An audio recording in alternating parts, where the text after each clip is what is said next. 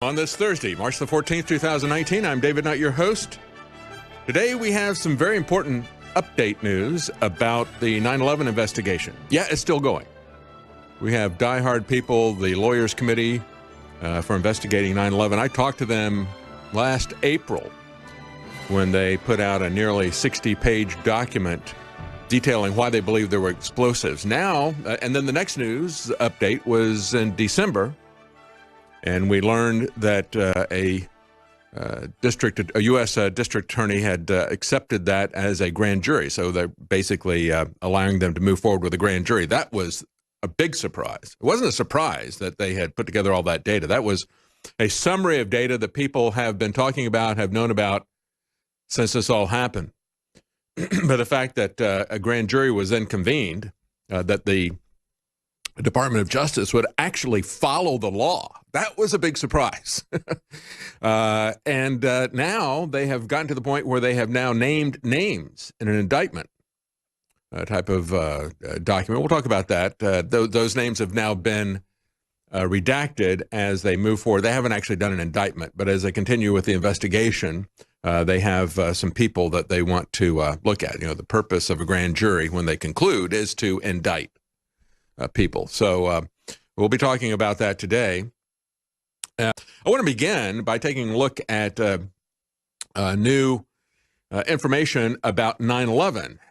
If you remember back last April, I talked to and interviewed a couple of people from the Lawyers Committee to investigate 9/11. And at the time, they had produced, it was back on April the 10th, they had produced a 52-page petition.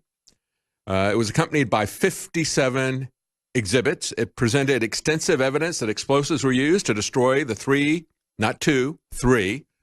Only two were hit by a plane. Three of them fell into their footprints. Just all three of them within just a few hours. And of course, that third plane that wasn't a third building that wasn't hit by a plane.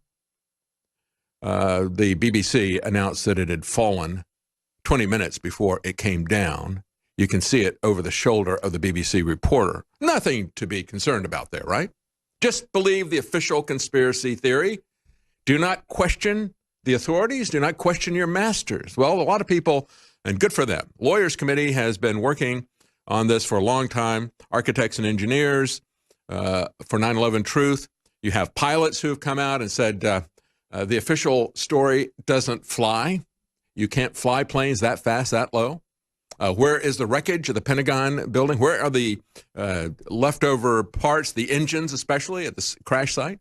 Why is that hole so small compared to the size of a plane? And on and on. So many factual questions, so few answers.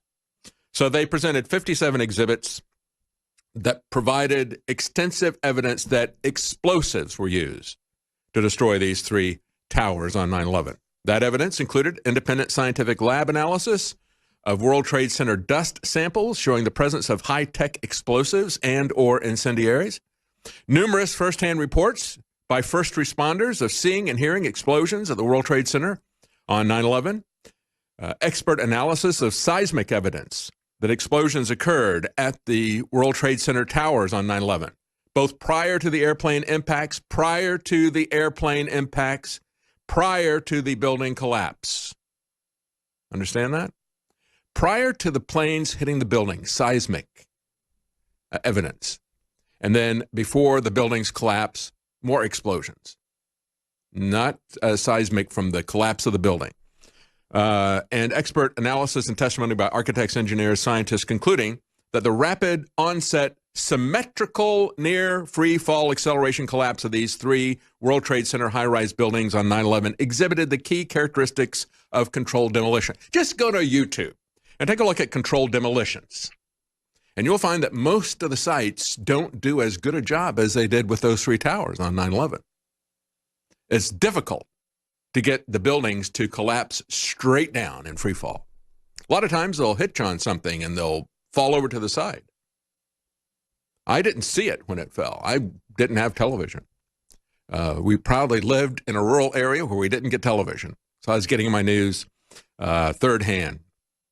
I had relatives who had come from New York. They knew some people who were still in New York.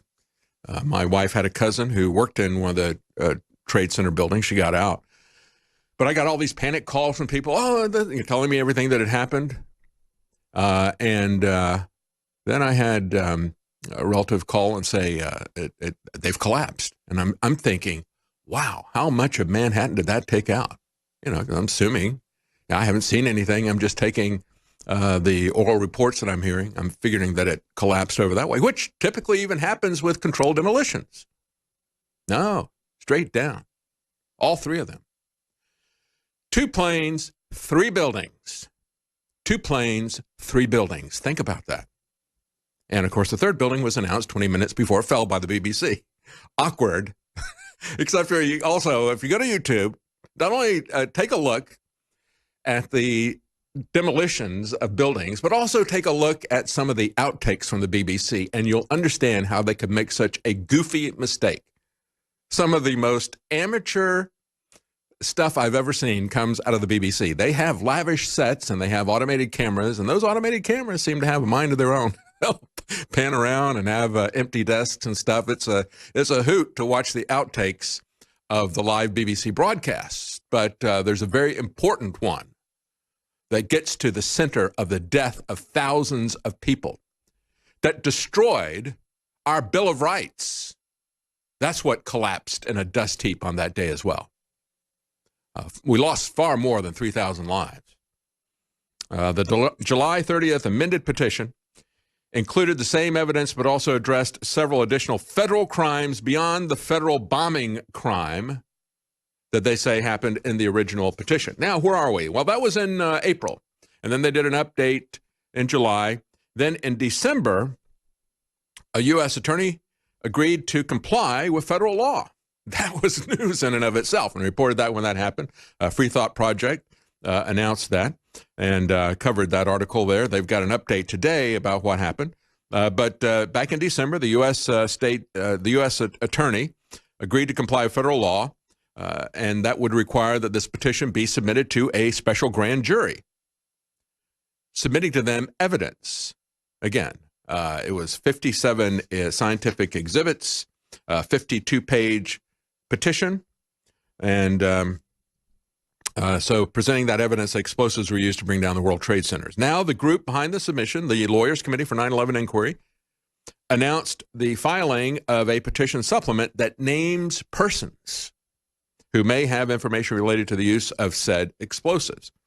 According to Architects and Engineers for 9/11 Truth, a 33-page document, that's a supplement that's just been added to the original 52-page document, contains 15 different categories of persons who may have information material to the investigation, including contractors, security companies that had access to the World Trade Center before 9/11, persons and entities who benefited financially from the World Trade Center demolitions. Yeah, a lot of financial benefit. We got some Wall Street insider trading, but we got Silverstein, who announced pull it. That's also the term that you use when you do a demolition, right? And they said, well, it was on fire, so we just decided we'd go ahead and take it down. Well, you can't do a demolition without having put the explosives in, done a study with engineers to figure out where you got to put those explosives and have that in there for quite some time in advance. You don't just on the spur of the moment demolish a building and have it fall into its footprint. So yeah, there are people that need to be questioned about this.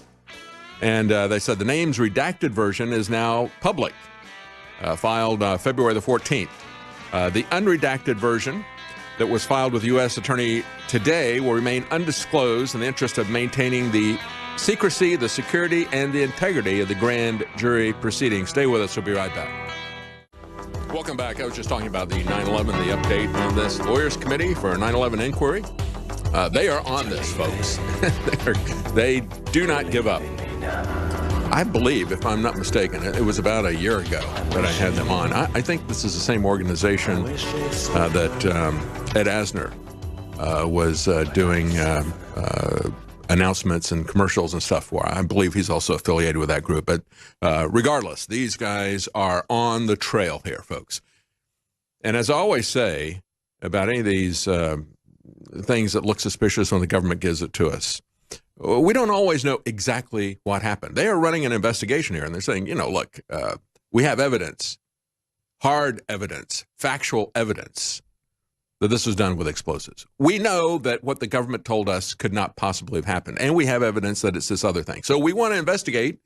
We know what would have to happen if it was brought down by explosives, so we'd like to talk to some of the people who would have knowledge about that. Maybe people like Marvin Bush, who was running security for the buildings until September the 10th, and they kind of got out of town, just like the Bushes got the bin Laden family out of town right after. And, of course, the CIA has always worked hand in glove with the Saudis. You can't tell where one intelligence organization ends and the other one starts between the U.S. and the Saudi intelligence. And so there's a lot of questions going on with that, just as they come out and they've now put a $1 million bounty on the head of Osama bin Laden's son, bringing that back.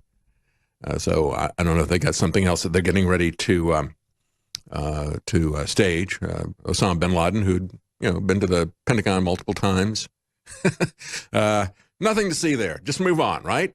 The bottom line, and I've said this before, when you look at a government narrative and it can't possibly happen, like the shooting of Kennedy or whatever, when that is impossible, as Arthur Conan Doyle, author of Sherlock Holmes, said, kind of describing deductive reasoning, when you rule out the impossible, whatever is left, no matter how improbable, is the truth. So let's rule out the impossible. That's the way you do an investigation. And good for these guys for doing that investigation.